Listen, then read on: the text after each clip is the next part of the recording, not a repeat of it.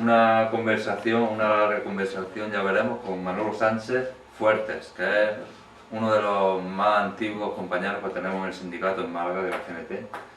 Nació en 1912 en Málaga, por tanto tiene ya 91 años, y vamos a preguntarle sobre sus recuerdos desde su infancia hasta lo que él pasó a través de, vamos, lo que él vivió durante la República, durante la Guerra Civil, el exilio, la vuelta a Málaga, hasta nuestros días. Vamos a ver lo que nos da tiempo y lo dejaremos hablar, intentaremos que sea lo más provechoso para todos posible. Pues nada, yo le voy a ir preguntando. Manolo, ¿cuál es tu...? Ya hemos dicho que naciste en 1912 y que desde tu más tierna infancia, porque tu padre fue un antiguo militante de la CNT, pues tú conociste de cerca lo que era el sindicalismo, y me gustaría que volvieras para atrás en el tiempo y nos hablaras de tus recuerdos durante esa etapa de la adolescencia, que tú ya empezaste a conocer la idea anarquista, anarcosindicalista o sindicalista, ¿no? Propiamente, en Málaga. Y yo a través de mi padre, en mi casa, que lo escuchaba siempre protestando, cuando leía el periódico que veía cualquier cosa, que era contraproducente con sus ideas, pues siempre estaba al paso con los vecinos discutiendo, y algunas veces reuniones que se celebraban allí en la casa, algunas yo no las escuchaba porque me quedaba dormido, aprovechaban que era por la noche, cuando salían del trabajo, y todo así de cosas. Y así, pues, ahora yo puedo seguir hablando de eso, de la forma que yo me fui educando, era que cualquiera no lo comprendía, pero algunos sí, de que mi padre, pensando como pensaba, pues él quiso que yo estuviera en los colegios, con la diversidad de ideología de esos colegios, ¿entiendes? O de educación. ¿Dónde estudiaste tú? En Málaga siempre. ¿Pero en qué colegio y hasta cuántos estudios hiciste? Eso, bueno, los estudios estos primarios que se hacen, de las 4 reglas, los decimales, la lengua bertolano. Luego después, eso, mi padre, pues me puso en un colegio que llamaban del Rey, que era un colegio gratuito, entonces ya con 4 o 5 años. Luego en un colegio republicano. Pero republicano. ¿Eso cómo era un colegio republicano federal? ¿Cómo era un colegio así? Hombre, porque no se hablaba de la religión, porque no se hablaba de eso, y además de eso... ¿Dónde estaba ese colegio? Eso estaba en calle Alonso Benítez, que está en la esquina de... O sea, en la calle de... pegar un lateral de la Lagunilla, y desemboca en la Lagunilla. ¿Y eso en qué época española, diríamos, estaba eso? Eso pues fue la monarquía, antes de la dictadura. Antes de la dictadura de Primo de Rivera. Eso pues en 1916, 17 y todo eso. Hablando de esa época tan antigua, ¿qué recuerdas tú de lo que llamaban los sucesos revolucionarios o el trienio bolchevique en España y demás? Bueno, en esa época te puede decir que es cuando salió la Revolución Rusa, ¿no? Hombre, eso despertó en el ámbito de los trabajadores una euforia, una esperanza, porque claro, todo el mundo pensaba que destituir a los zares, a echarlo bajo aquel régimen, pues eso iba a ocasionar un progreso para los trabajadores. Nadie pudo pensar en aquella época que eso iba a determinar una dictadura tan cruel o peor que la que tuvo los zares. ¿Y en los años 20 tú recuerdas algo de la CNT ya aquí en Málaga? Los años 20... Sí, en esa primera época de cuando no, por lo visto era la antigua huelga de la canadiense. ¿Fue esa época? Fue antes, fue el 17. Ah, fue antes, ¿no? Fue el 17, no, pero me refiero a ese transcurso de años. Yo era un chavallo. Era muy joven todavía, que todavía tenía poca vida. 5 o 6 años, pero escuchaba a mi padre precisamente de hablar allí en el patio que vivíamos nosotros, con los vecinos, de cómo iba la huelga, el ambiente que había, digamos, ácrata en esa huelga, la acción directa que ya se empezaba a hablar de ella y toda esa serie de cosas. Y luego hay diríamos, una etapa de silencio de cuando se prohíben los sindicatos durante toda la dictadura. La dictadura de Primo de Rivera. Y en esa época, perdona, sí. Pues entonces yo pasé de un colegio que mi padre me llevó a otro, para que conociera todos los colegios, hasta que ya el colmo fue que quiso él que ingresara en San Bartolomé. San Bartolomé era el colegio de los salesianos, que todavía existe, eso se llamaba entonces Camino de Casabermeja, que es Domínguez Dávila, Colegio San Bartolomé, Colegio Salesiano, y allí estuve de externo, por unos 2 años y pico. Y entonces en esa época cuento esto porque viene con lo que me pasó, con los curas, y eso me hizo recordar precisamente ayer algo de Almodóvar, y a mí me pasó eso. Y entonces en el colegio pues murió mi madre en el año 24, y mi padre se tenía que casar o unirse con otra mujer, porque yo tenía 12 años y era el mayor de mis hermanos, y éramos 4, mi padre tenía que buscar una mujer, y yo no sé si yo me podía apoyar, y mi padre, conociendo tal vez mi carácter, pues me aconsejó y dice, yo tú lo mejor que hacía ahora que hay es unas becas para ingresar de interno, en el internado, eso, mi padre, fíjate bien, el internado, aprovéchate y así conocerá mejor lo que pasa entre los religiosos. Y así ocurrió, que entonces aprovechando un concurso que hubo por el ayuntamiento, que entonces estaba don C. Garbellina Cero, el alcalde, Cero Garbellina Corvo, pues yo salí el segundo de San Bartolomé de los externos, un ingresé de interno. Bueno, y ahí estuve hasta el año 27, sí, hasta el verano del 27 me la que se fue. Y ahí me pasaron todas las cosas. Que una noche en el dormitorio, pues yo siento, estoy durmiendo, siento que me tocan, ¿no?, en mis genitales, y veo a un, no era cura, era un maestro, hermano de la orden, digo, ¿qué hace usted? Y me cago, que no fue despertar a un niño. Y entonces el tío se fue a su cama, que él tenía la cama en un rincón con una mampara puesta de tela, y este de igual. Pero eso se quedó así. Pero eso fue, vamos a poner, por enero. Y allá en las vacaciones siempre había alrededor de curas que se iban, porque lo mandaban al colegio, y otros que ingresaban. Y entonces ingresó un cura que todavía no cantaba misa, ese vestido con sotana, de Sevilla, don Fermín Cotán, no se me puede olvidar. Y este vino también como profesor de música. Entonces yo estaba aprendiendo música y además estaba allí aprendiendo la mecánica. Y el tío, pues, no sé, se enamoraría de mí. Y lo voy a decir por qué, hombre, no sé por qué. De Xabea pues, empezó a mí a gustarme los toros. Eso va en contra de la idea, yo lo reconozco. Lo que me puedo decir, lo que decía don Ramón Pérez de Ayala, un gran escritor, que le preguntaron también, y don Ramón, con lo bien que usted escribe, con lo bien que tú escribes, con lo sentimentalista que usted, ¿cómo le pueden gustar los toros? Eso ya es la República. Y don Ramón dice, si yo fuera presidente de la República, suspendía todas las corridas de toros. Dice, pero mientras haya corridas de toros, yo voy a ver. Bueno, pues entonces allí, gracias a mí, se permitió entrar una cornamenta en el colegio. Y empezábamos los Xabeas en el verano torear allí. Y este don Fermín ingresó en el colegio en ese tiempo. Bueno, por lo que sea, que este tío un día me dijo que subiera arriba a soldar en la llave de un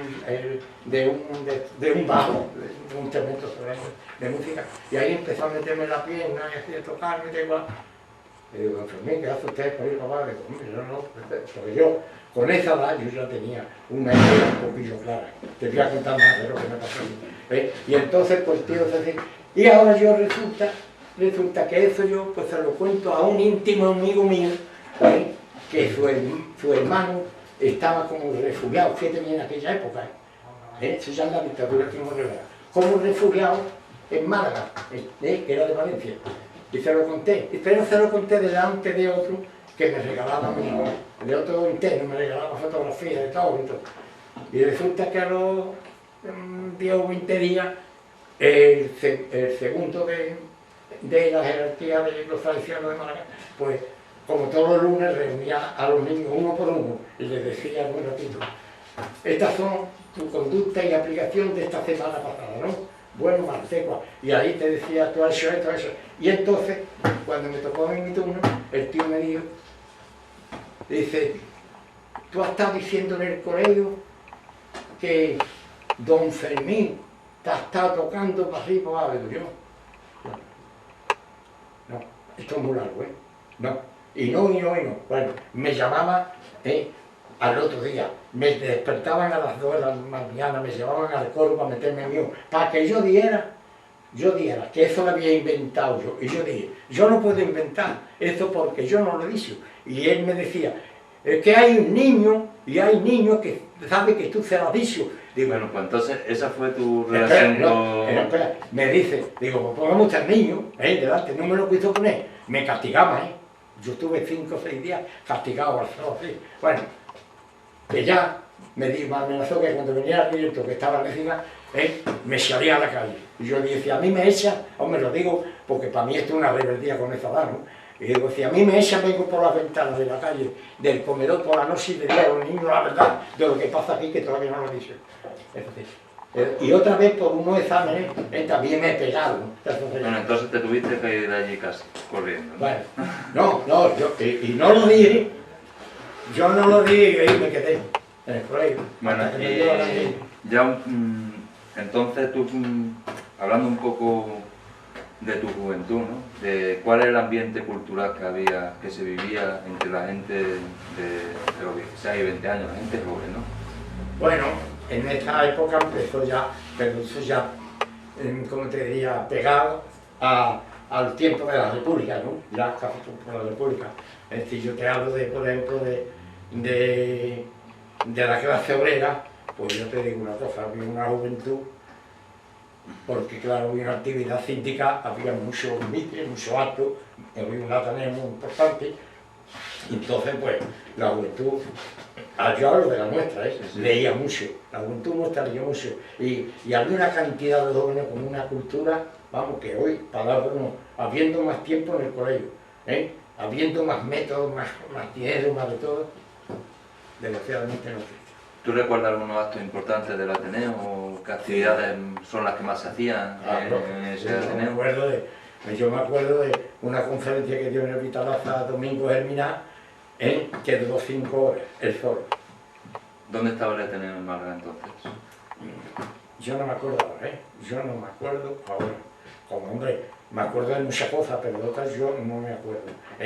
Sí me acuerdo del Vitalaza, por esto, porque al salir del Vitalaza tuvimos allí una refriega con unos cuantos, y fuimos a la comisaría, pero fuimos a... Por eso me acuerdo que fue ahí. Me acuerdo también el Minar, estuvo hablando el Minar, Domingo Germinal. ¿Y tú recuerdas algo de cuando estalla la Segunda República? Y lo que se cuenta de la alegría en las calles, de las manifestaciones, etcétera. ¿Quieres contar, vamos, hablar un poco de esa época, si te parece, ¿no? Yo estaba trabajando y sentí donde estaba trabajando de tocar una banda de tambores con esta, y entonces pues unos que estaban allí se asomaron y dice, no sé, va a ir como una compañía, no sé, pues entonces ya llegaron allí porque eran en un bar que estaba yo en ese momento trabajando, bar restaurante, y entonces dice, el capitán Welling, que va con una compañía, no sé lo que es, y luego llegaron otros diciendo que estaban declarando el estado del sitio, parece que es un golpe de estado. No, pero es que no hemos adelantado, te estaba preguntando por lo que es la Segunda República, en el 31, antes, mucho antes. Que me hablaba del mundo. No, de la guerra civil, estoy hablando de 1931, que tendrías tú unos 20 años por ahí, ¿no? Sí, de eso sí me acuerdo medio vez. Mi padre iba a esa manifestación más contento de si lo hubiera tocado un torreo. ¿Y los sindicatos que recuerdas tú de esos años, desde los años 1931 a 1936? La evolución o la situación de la CNT en Málaga, si podías resumirla y hablar un poco de ella. Y esto fue subiendo todo el tiempo. Porque eso empezó, como no tenía local, pues se empezó a organizarse y a sentarse en Callecita Revuelta, que conociste hoy, que era donde estaba la sede de la Asociación de Dependientes, que eran más bien socialistas, y ahí se reunían. Luego después, pues un sindicato se reunía en una casa y otro en otro, y el sindicato que yo pertenecía, que era la Centralía, tuvimos por Plaza Toro Viejo, calle Cerrojo, una casa pequeña allí, y allí hasta que ya está la calle Don Cristian, ya la calle Don Cristian. Don Cristian que estaba... Allí era un gran almacén de... ¿Pero eso estaba alquilado o eso se compró? Era alquilado. Era alquilado. Sería alquilado. Y Yo no sé si era alquilado. Yo creo que Bueno, Juan Rodríguez, nosotros, que es el local que nosotros hemos reclamado siempre aquí. No, ese sí compró los ferroviarios. Este tengo yo la escritura. Sí, sí, nos la tenemos aquí en el local. Ese es del ferroviario del sur, pero ese se compró... ¿En qué año se compró ese? ¿En 1934, por ahí? No. O menos. No, fue un poco antes, yo creo, fue sí, un poco antes. Un poco antes, 33 o por ahí, porque luego ya... De la Revolución de Asturias, ¿qué recuerdas tú aquí? Si tuvo alguna repercusión en Málaga, a nivel de represión o parte de la clausura de los centros. Además, yo no estaba aquí en Málaga, yo estaba entonces en Madrid.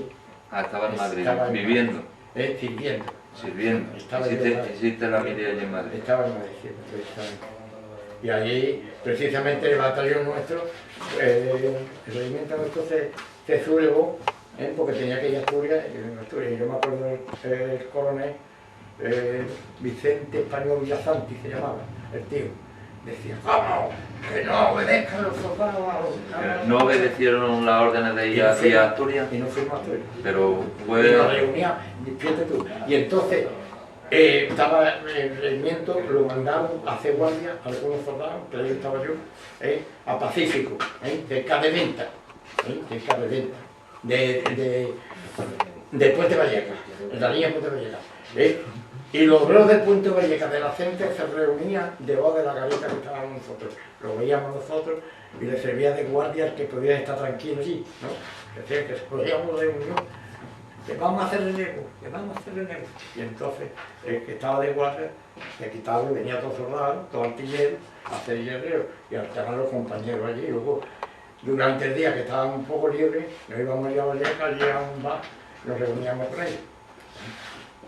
Me gustaría que hablara un poco de las ideas que tú ya mantenías en esa época. No, yo ya era de la organización, hombre, y se lo sentía porque precisamente en el regimiento había un compañero muy activista de Granada, de la Juventud, José Castro Velázquez, y ese pues, por un follón que tuvimos allí con los clandestinos en el Cortés, nos detuvieron y nos llevaron a prisiones militares. Y allí estaba ya el comandante Fernández, que se había sublevado con San Justo. Y allí estuvimos nosotros 8 o 10 días.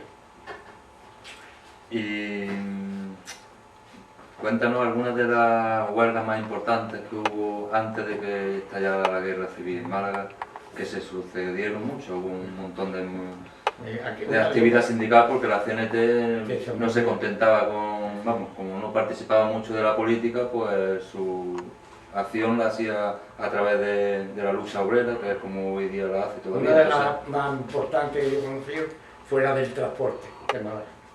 ¿Y cómo fue? Vamos, pues se ganó, se perdió, ¿cómo se llevó a esa huelga? Se ganó, que ahí ya subieron me parece que eran 8 o 12, me parece, 12 pesetas, que ganaban los estibadores y eso, y ganaron la huelga, ya ganaban a 16 pesetas, lo subieron. Esa fue una huelga muy dura. Traían esquiroles de los pueblos de Málaga, la Guardia Civil, camiones, y hubo tela. Y si quieres pasamos ya a lo que es cuando estalla la guerra civil en Málaga. Cuéntanos un poco la evolución tuya, dónde estabas, qué actividad tuviste, si fuiste al frente, en qué acciones participaste. Bueno, pues la guerra a mí me cogió trabajando, ya te he dicho, en el centro, en un gran bar. Y ¿en el centro en Málaga? En Málaga, sí. Nos cogió la guerra. Que sentimos los tambores que están proclamando el estado de sitio con unos manifiestos pegados en las paredes y todas esas cosas. Y se formó ya el jaleo y eso, y empezaron. Entonces la empresa que yo trabajaba, el patrón era extranjero, alemán, y él sabría lo que iba a pasar con el golpe de Estado que habían dado en España, que se quitó del medio, se fue a su pueblo. Precisamente las dos cocineras eran del mismo país, y una de ellas, como estaba encariñada con un camarero, se quedó mala cabeza también después. Y entonces la organización, que éramos todos los que trabajamos en la organización, tanto masculino como femenino, acordó, puesto que el patrón se había dejado, se había ido, colectivizar aquello, ¿entiendes? Porque entonces hubo quien dijo, no, que traigo el abogado de la organización, y el abogado pues dijo, esto se puede hacer, socializar, colectivizar, y otra cosa que era nada más que intervenir, pero no. Bueno, y entonces nosotros dimos como cenetistas, colectivizamos, y entonces allí el sueldo que se estipuló fue, acordarme una asamblea, fue según la carga familiar de cada cual. Lo mismo daba que fuera un comi, un ayudante o un camarero, ¿entiendes? Que ganaban mucho más unos que otros, que se ganara cada cual según lo que tuviera que mantener. El que estaba con tu madre que era viuda, pues eran todos, ¿no comprendes?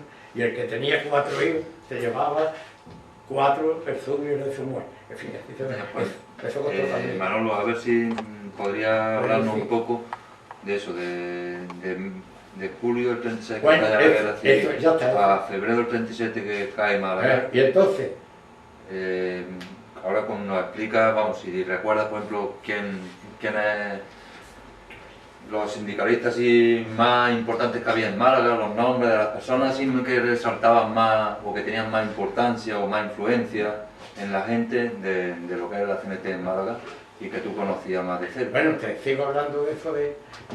Y entonces allí, pues los jóvenes que habíamos de la organización, pues decidimos participar en la lucha. No comprendes, cada uno se fue al sitio que le agradó más, y nosotros pues nos fuimos a San Bartolomé, date cuenta, a donde yo había estado de niño interno y de externo, y ahí estaba el cuartel, que se llamó cuartel de Urruti. Y ahí en los dormitorios eso albergaba, ¿no?, a los refugiados que venían, sobre todo del campo de Gibraltar. Y los compañeros del campo de Gibraltar, para mí, de la juventud más sana que he visto en mi vida. Se organizó un batallón, se llamó Fermín Zarbosea, y ahí ingresó otro compañero que trabajaba junto en el bar, y otro del barrio Bosea. De Málaga habíamos 3, estos todos del campo de Gibraltar, a la línea, en todo. Y ahí estuvimos, y ahí pues fuimos a Estepona. Y ahí estuvimos en Estepona hasta que se perdió Estepona, el 10 de enero, me parece que fue, 7 o 10 de enero. Entonces volviste Del a Málaga. 37. O volviste Claro, a Málaga, corriendo más que... Y de Málaga que... Y de Málaga pues ahí estuvimos reorganizando porque también habían caído algunos en el frente, y mientras estuvimos reorganizando y todo eso, y luego ya pues nos mandaron a los que de Zafarraya, por ahí por la Rama. Y ahí estuvimos una noche más, porque por la mañana ya nos avisaron de que teníamos que dejar el frente, y no para Almería porque Málaga estaban entrando ya los fascistas.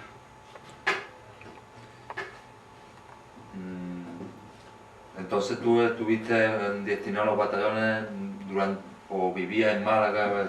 Hombre, claro, que cada vez que veníamos de permiso, nos veníamos a mi casa y en mi casa pues parábamos siempre 2 o 3 de la ciudad, los compañeros. Y cuéntanos un poco algo sobre esos momentos trágicos de Málaga y sobre la huida ya hacia Almería, ¿no?, huyendo del franquismo. Sí. Sobre eso yo... Alguna cosa que se te hayan quedado grabada, sí, o que tenga ahí sobre eso guardada de en la memoria. huida a Málaga, yo, lo que pasa es que yo no sabía, me hubiera traído porque lo hubiera visto que quería. Una cosa que yo escribí, que lo tengo en la libreta, que yo tengo muchas cosas que me publicó la prensa nuestra en Marsella. Y ahí pues te detallo lo que fue más abiertamente lo del éxodo de Málaga a Almería. ¿De qué? Del éxodo, la huida de Málaga a Almería. De eso. Eso no lo ha escrito nadie, como pasó lo que pasó. De Maroto, que leímos y yo unos documentos el otro día de la Fundación San Lorenzo. ¿Sí te suena ese nombre? Sí, claro. ¿Maroto? Claro. ¿Quién era este hombre? Este hombre era un compañero de Granada que tenía un batallón a su nombre, y precisamente este hombre, cuando yo estuve ya detenido después en fin, de acabarse la guerra, que estábamos todos prisioneros, cuando estábamos en el puerto de Alicante para irnos al extranjero, a este Maroto lo buscaban que no vea. Y lo cogieron y yo no lo vi, pero los que estábamos detenidos en la Plaza de los Toros, pues alguien dijo allí, dice, han detenido a Maroto y se lo llevan para Andalucía, pero yo no lo llegué a ver. Maroto es que los marxistas, por lo visto, le hicieron un juicio al gobernador civil en Almería, le hicieron un juicio, lo condenaron a muerte y lo tuvieron que indultar luego García Rivera, que estaba de ministro de Justicia. Como todo lo que nos como era un sindicalista muy importante de Andalucía, ¿no? Claro, que sí. Y claro, los fascistas lo buscaban por no los la fascistas Bastilla. y el Partido Comunista. Sí, no, sí, la represión primera nació del partido, de la fila del Partido Comunista. El Partido Comunista en la guerra ha hecho mucho daño a la gente, pero mucho daño. Lo que pasa es que la gente pues siempre ha sido igual, Bueno, vamos, que vamos a hacer un follón, vamos que esto, porque yo me acuerdo que yo no estaba allí, pero yo recuerdo en Brunete, algunos compañeros de la CNT pues, se quisieron cargar a Liste, y otros compañeros dijeron, no me da que se va a ligar, que está igual, pero Liste hacía lo que le daba la gana. Liste se metió en las colectividades de Aragón y acabó con ella, con el rollo de que había jamones allí para los dirigentes. Y bueno, es que es mucho, lo que yo he visto. Después de Almería, ¿cuánto tiempo estuviste tú en Almería? Y cuéntanos un poco lo que pasaba en Almería, que fue un desmadre total allí, cuando se inundó las calles de gente huyendo de la guerra. Y Almería entonces era muy pobre, porque desde Málaga hasta Motriz, pues los que íbamos unidos, tanto mujeres, niños, viejos, milicianos, se pasó un poco de las hambrunas con la caña dulce que había ya todo lo demás hasta Motriz, había mucho caña dulce, pero desde Motriz a Almería, nada, agua del cielo la que llovía, ¿no comprendes? Ni agua, no se pasó agua. Y en Almería, pues, la medianoche al menos, que llegamos nosotros, porque nosotros somos 8 días en llegar allí, en Tanda. Pues, ¿Con quién iba? Pues iba con 2 o 3 compañeros del batallón nuestro. No estabas tú casado todavía ni nada. Iba solo, ¿no? ¿O iba con algún familiar? No, y ahora mi familia, pues en ese trayecto ya por la Almería, no sé por qué pueblo, alguien me dice, he visto a tu tía con tu hermana y tu hermano en el Chico. Luego mi hermano Enrique, que tuvo cargo en la organización en la guerra, luego puedo te contaré lo que me pasó con un fulano, pues resulta que ese también iba con otros compañeros, Antonio López, eso. Y mi hermano, que tenía el más chico, 13 años, iba con mi hermana y todas eran mujeres. El único varón que iba era él con 13 años. Los demás todas eran mujeres a cargo de mi tía. Y así llegaron a Almería. Y luego allí yo los vi. Y luego estando allí ya pues se arregló las cosas y se fueron para Valencia y la mitad de mi familia. Si yo estaba ¿Tú te volviste a incorporar a algún batallón entonces en Almería? Al vuestro volviste. No, el nuestro se quedó en Almería y de Almería allí, cuando ya cogimos bus, entonces ya se corrió el rumor y empezó a decirse a uno y a otro, bueno, si ve que entra fulano, si sultano, que estamos en Viató, que en Viató nos reunimos, y allí en Viató, que está cerca de Almería. Sí, allí fue donde hubo una reunión de Maroto con todos los milicianos que había en Viató, ¿no? Allí casi todos los batallones iban allí. Y allí... Eran todos de la CNT, la mayoría que había en Viató. Y allí tuvimos un poco de tiempo, 2 días nada más o 3, y de allí pues el batallón nuestro lo destinaron al pueblo de Valderrama, a Torre del Campo, a Jaén. Y allí estuvimos 48 días reorganizándonos, porque habíamos apartado compañeros que habían caído en la lucha, sobre todo en Estepona, y toda una serie de cosas. Bueno, y allí estuvimos 48 días, y ya de allí el batallón nuestro, el Salvo Sea, nos mandaron a Pozo Blanco. ¿Cómo se organizaba, por ejemplo, la distribución de víveres entre la población y eso? ¿En Málaga durante la guerra había algún problema de abastecimiento? Bueno, había abastecimiento que estaba relacionado también, ¿me comprende? Había relacionamiento, había por ejemplo ciertos economatos de empresas que tenían economatos con los trabajadores, que eso le duró un poquillo tiempo, pero pues se acabó porque ya no venía del exterior, digamos, de las provincias que estaban por el franquismo, y entonces pues también se pasaba, pero antes se pasó ya más hambre, fue ya después, Después ya, en Almería era ya el caso más que no, crítico. ya después en Valencia, y en fin, hasta el final de la guerra. Que se comía todas las noches en el batallón y en los otros batallones que yo estuve. Pues ya cuando me dieron, ya los batallones confederados lo perdimos y ya lo perdí yo, tuve que ir al civil y ahí esta organización, digamos, de reclutamiento ya te envía, una vez que está herido y está curado, te envía a otro batallón. Y entonces pues la organización yo no sé si eso lo debo decir. Hombre, ya pasó mucho tiempo, no hay problema. La organización pues de la Juventud Libertaria de Valencia, que yo ahí ya también estaba afiliado, la del sindicato del vidrio, pues nos mandó a 4 compañeros, uno de Madrid, uno de Alicante, otro de Valencia y a mí, a un batallón comunista. Eso es. Y ahí, tela. ¿Pero por qué os mandó allí? Hombre, te he dicho, ¿Para ver lo que había allí? hombre. ¿Por qué no fiabais de ellos? La señora, porque es que eran muchos los ataques que sufríamos por todos lados. Es que estaba yo en Valencia de alta y cura con esto, y ellos eran los amos, ellos iban por la calle, te pedían la documentación, y si por casualidad tú sacabas un carnet de la CNT o enseñabas el carnet de la CNT creyendo que eso era un aval formidable para que te rindieran hasta pleitesía, ¿no? Pues te perdían con eso. Te perseguía, vamos. Era algo de vergüenza. Y después ya, pues cuenta un poco cómo terminaste tú el tema de la guerra civil y cómo tuviste que salir de entonces, España. La guerra civil, para mí, termina que yo estoy herido en la cadera, ¿no? Otra vez en Alicante, en el Hospital Negri, cuando viene mi hermano, desde Valencia, que estaba mi hermano, en el comité de evacuación, como delegado de la CNT, el comité de evacuación lo componía, ¿no? Delegado del Partido Comunista, de UGT y todo eso. Mi hermano era el de la CNT en Valencia. Y vino a por mí para irnos a México, porque ya la guerra sabíamos que era cuestión de 2 o 3 días. Vino a México. A mí me extrañó porque yo ya no tenía correspondencia con mi hermano, eso no sabía, y yo creí que mi hermano se había quitado de medio ya. Y cuando veo a mi hermano entrar al hospital, digo, señor, estás aquí, hombre, tú estás chalado. ¿Cómo tú estás en el comité de eso? ¿Y tú todavía estás aquí? Pues ya tú estás listo, ya tú estás perdido. Joder, no, lo que traigo acá, bueno.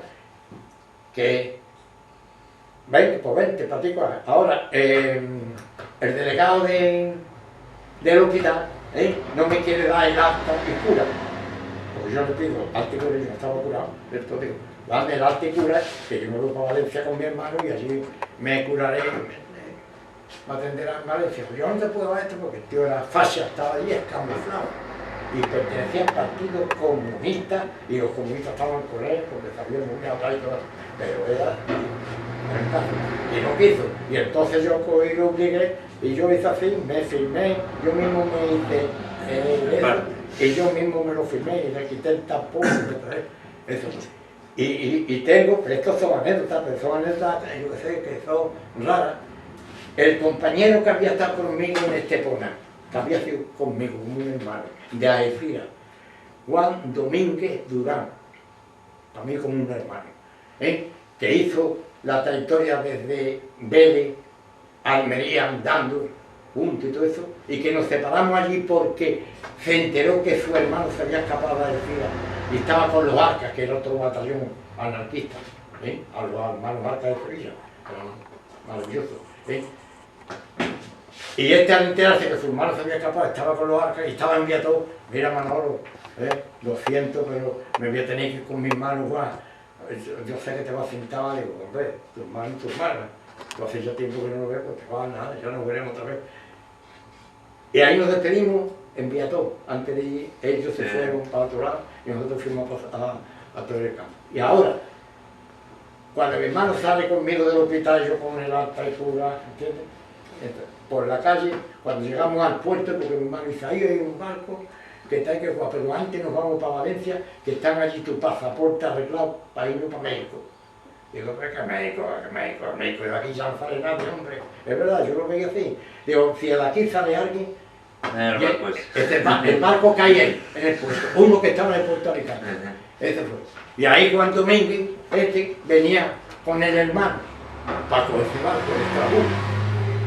¿Cómo se llama el barco? Estrabú. El último que salió, que fue a Orán. Luego yo conocí a Orán muchos compañeros que habían quedado. Y Juan Domínguez, ya se me apreciaba que de el hermano se quería venir conmigo. Pero Juan, ese barco es más seguro que salga que otro. ¿Tú te crees que yo creo que vamos a Valencia y vamos a encontrar un barco para ir a México? Que nada, que se quiso venir conmigo. De el hermano, del puerto de Alicante. Fuimos a Valencia, los tres, llegamos a Valencia de madrugada. Y ahora, llegamos a la casa que tenía, que vivía el hermano, allí corriendo para la Plaza Roja que le llamaban, donde estaba el comité central, digamos, el comité nacional de la CNT, ¿no? Y allí ya las luces de las calles apagadas, ya estaban los fascias tirando por los balcones. Y había una pila de camiones llenos de gente en la oscuridad. Y ahí conocí yo en la voz, he conocido, ese parece Armanillo, un compañero de Málaga, que hasta aquí hasta hace poco ha muerto. Bueno, ahora vamos a... Pero antes de eso llegamos al comité peninsular de la filial con el pasaporte. Y allí estaba un compañero de Málaga, que entonces era el secretario peninsular de la Juventud Libertaria. ¿Quién era? Antonio Oñate, ¿qué lo puedo poner? Antonio Oñate. Antonio Oñate, del barrio de Oñate. Oñate. Esto, que yo había conocido muy bien del fútbol en Málaga en los años 30. Muy bien, y de la juventud. Y entonces estaba así. Y al menos dice, pero Manolo, yo creo que tú estarías ya por ahí. Digo, ¿cómo estaba por ahí? Estaba en el hospital y venía usted por mí.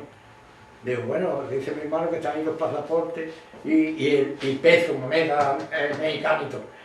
Para ir a México, dice, ahí está.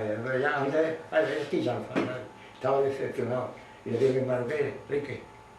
Nos fuimos, me dicen, irse para la Plaza Roja, que hay 2 camiones o 3 que van para Alicante, que hay un barco allí o 2 que van a salir, que era el que habíamos nosotros visto. Eso, corriendo ya ni llegamos a la casa nada más con esto, desde la puerta yo no llegué a subir por no despedir.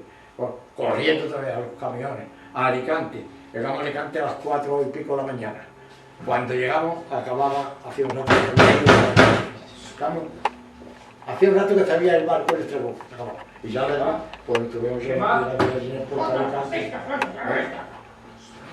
custodiado por la fuerza invasora de cualquier.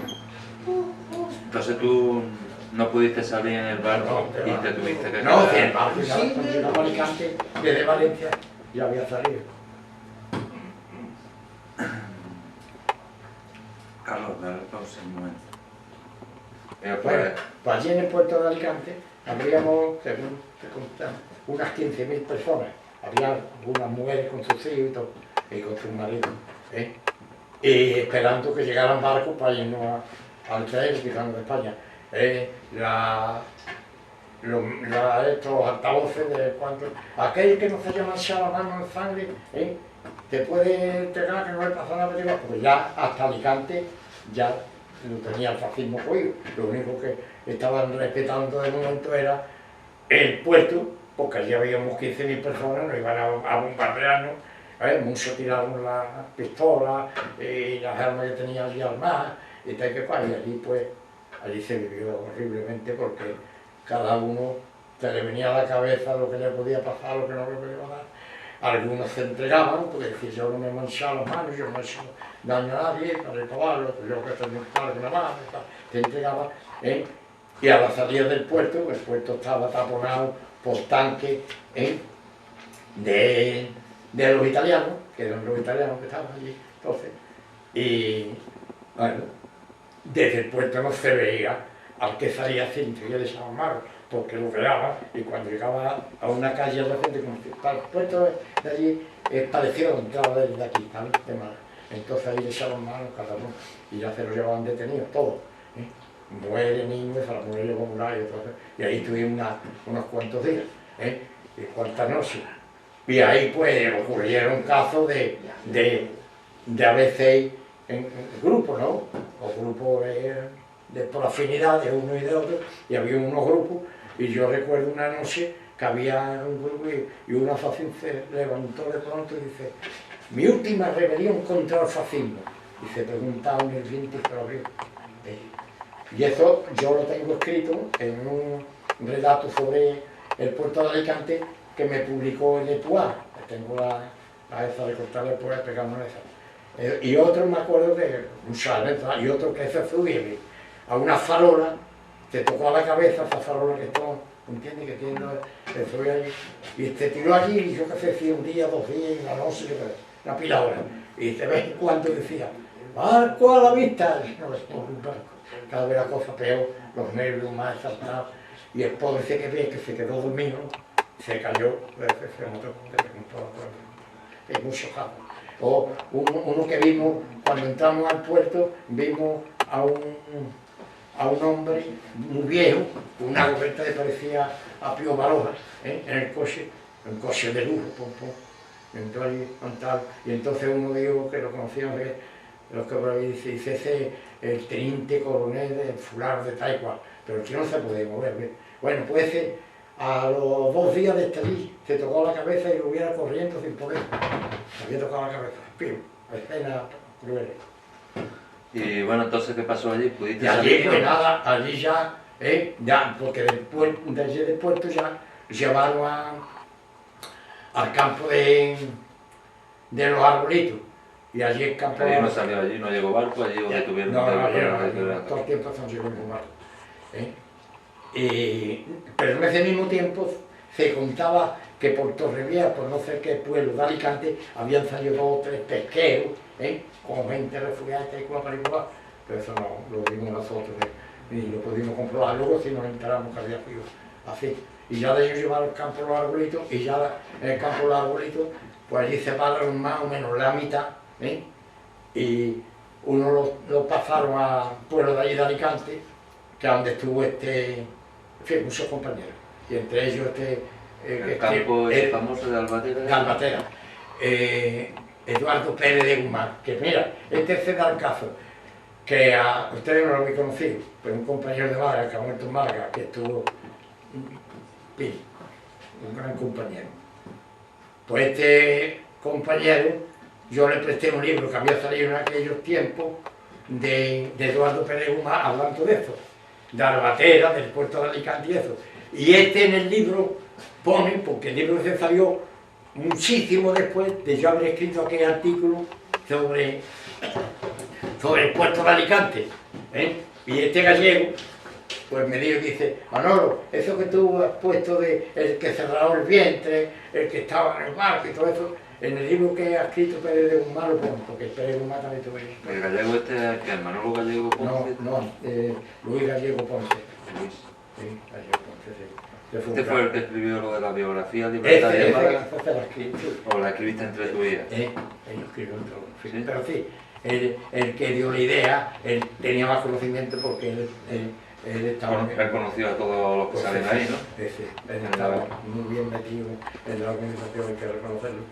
Por ejemplo, a Manolo Santana tú ¿cómo llegaste a conocer? A Juan Santana. Juan Santana Calero. ¿Lo llegaste a conocer o no? Es que no lo digo, por si... Claro, bueno, sí, sí. Yo recuerdo que días antes de haber matado a Carlos Santiago Robles, compañero de los 21 de Italia, en el puerto, estaba tomando café para ir a trabajar al puerto. El día antes a Santana, varios comunistas lo cercaron y lo cayeron en el pecho, lo que pasa es que él sacó la cachada y se dieron el pingo. Claro que lo conocía bien. Santana era de los mejores que había en la organización, con la juventud que tenía, de verdad, la capacidad que tenía. Santana, cuando se perdió en Málaga y fue a Barcelona, dio un mitin hablando de la FAI, que hasta Vicente Pérez Combina y los militantes más antiguos y más ceñeros, digamos, de la organización, se tuvieron que descubrir. Y Pérez Combina, eso me lo contó mi gallego, que estaba ahí. Dice, Pérez Combina dice el estudio que ha hecho de la organización específica. Este joven no lo ha hecho ninguno de nosotros. ¿Qué capacidad tenía, de verdad? Sí, este hombre estuvo de gira por muchos pueblos dando muchos mítines de San Luis. Pero una cosa. Cualquiera que no fuera de la organización, ni, vamos, que fuera un pusilánime dentro de la clase obrera, no me van a preguntar, escucharlo en un mitin, hacía un rebelde. Una cosa. Vaya mentira, yo que lo he visto, porque era de mi barrio, a veces que yo lo he visto de chavea, con unas parihuelas, ¿la vieron con unas parihuelas? Sí. Ayudándole a un quincallero que iba por las calles, vendiendo abón de lagarto, colonia, todo eso. Pues la madre era una borracia empedernida. La madre vivía allí en la cueva y le digo, pues... cómo se crió ese niño y cómo asimilaba lo que leía, porque era imposible con la edad que tenía, lo que sabía. Entonces tú cuando una vez bueno, te llevan a los arbolitos... De ahí a los arbolitos, pues a la mitad los llevan a la albatera y a la mitad nos llevaron a la Plaza Toro. Y ahí estuvimos una pila de tiempo en la Plaza Toro, comiendo pues cada 24 horas una lata de sardinas, que tenía 5 sardinas, era para dos y todavía sobraba una sardina para otro grupo, porque era 2 sardinas cada 24 horas. Sí, señor. Y un bollito de pan de este tamaño para 5 personas. Es decir, que al cortarlo cabía a una anchura, digamos, una cosa así.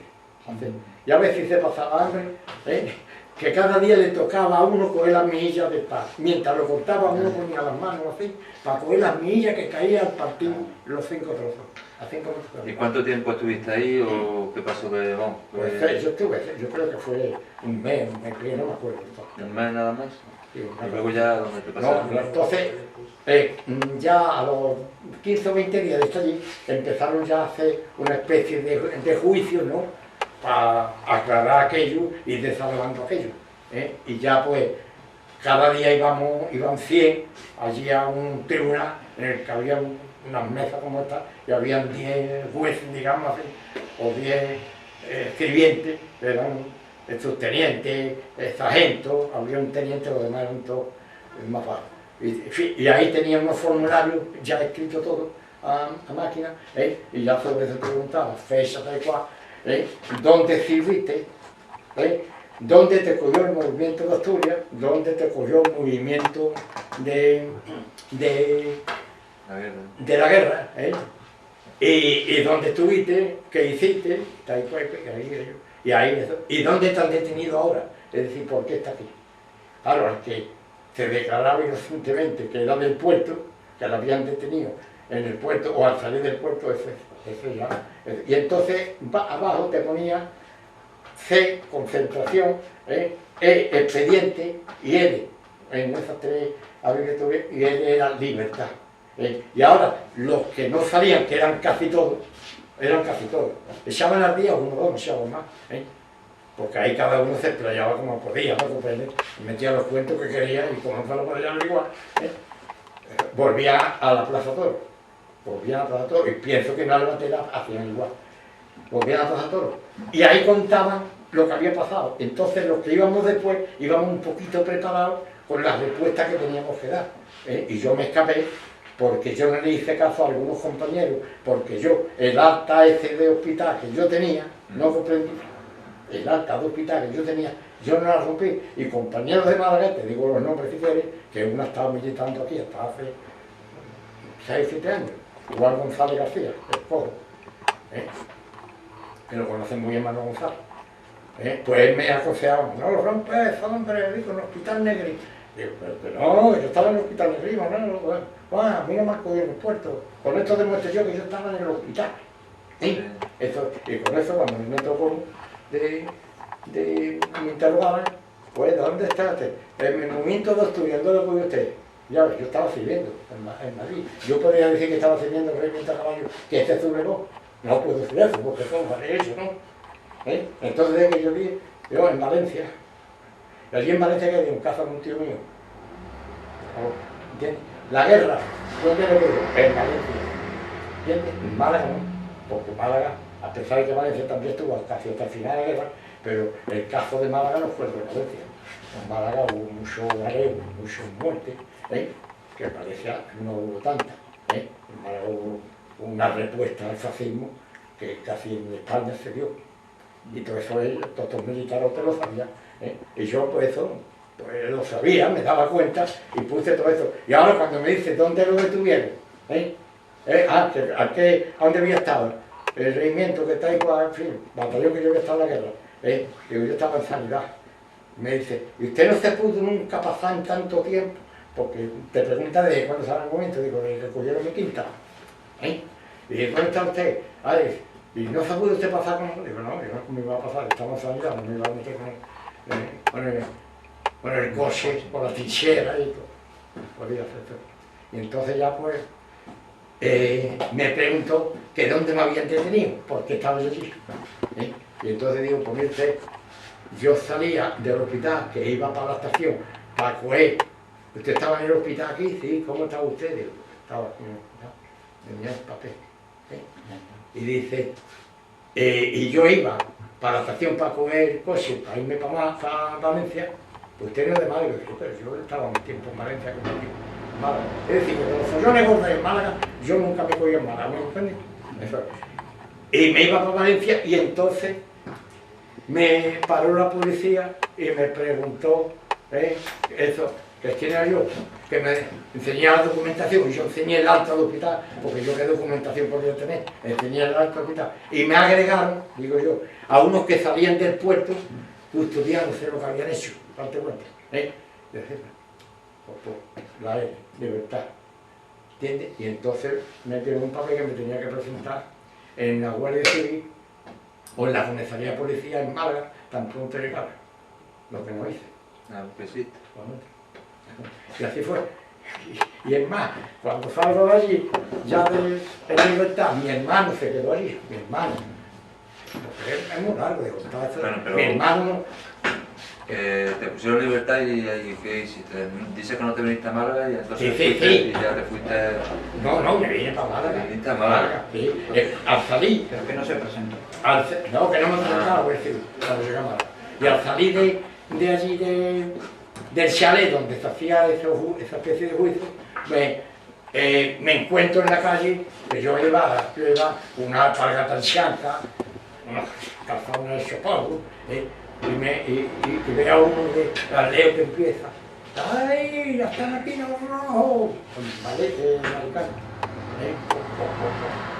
y se fue acercando, digo, ¿qué haces tú? Y era un mariquita de Málaga, Adévalo, que llamaba, que estaba en la región, y que esa era mi barrio también, de mi misma calle, y habíamos estado en el colegio juntos. Ay, lo que había hecho con Málaga, para ir para Málaga, el problema de Málaga. Yo hace ya más de años que vivo en Valencia. Y yo sabía que eso no lo quería saber, porque llevaba ya 6 o 7 años en la región. Y yo me acordaba de eso, digo, esto no lo puedo ver, ¿me entiendes? Entonces, y se compadeció de mí y todo, me dio 5 pesetas. Y cuando vaya a Málaga te presentas, porque tú como todo ya estás mirando tu quinta por ver, te presentas con el capitán tal. Hasta ahora sí. Y ya llegué a Málaga, eso. En el viaje a Málaga, pues aguanta la gente del cachondeo, por la provincia de Murcia, por todo eso, el Alcantarilla. Ay, mira que todavía quedan algunos burros que no se han comido los rojos. La gente de Madrid que venían para Andalucía, para el cachondeo y todo. Y yo no quería entrar en la estación de Málaga porque sabía cómo yo iba vestido, sin guarro, pues me iba a detener como sospechoso, ¿no?